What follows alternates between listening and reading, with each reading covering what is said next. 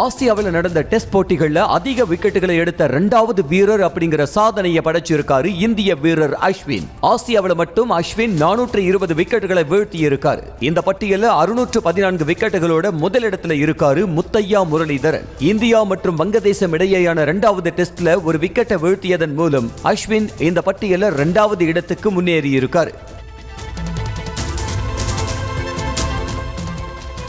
இலங்கை மற்றும் நியூசிலாந்து அணிகளுக்கு இடையேயான இரண்டாவது டெஸ்ட் போட்டியில் விளையாடிய இலங்கை வீரர் கமிந்து மெண்டிஸ் 182 ரன்களை குவிச்சு அசத்தி இருக்கார். இவர் கடந்த 13 இன்னிங்ஸ்ல 1004 ரன்களை எடுத்திருக்கிறது குறிப்பிடத்தக்கது.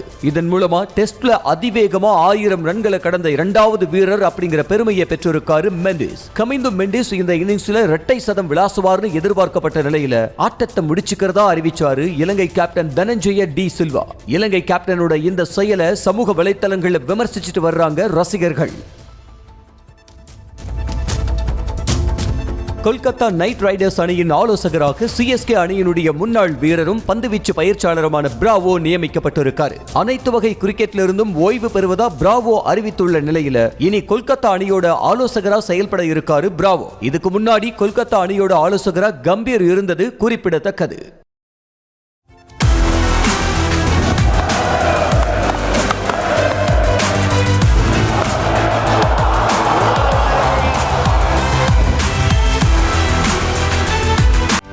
செய்திகளை உடனுக்குடனும் துல்லியமாகவும் தெரிந்து கொள்ள சப்ஸ்கிரைப் பண்ணுங்க.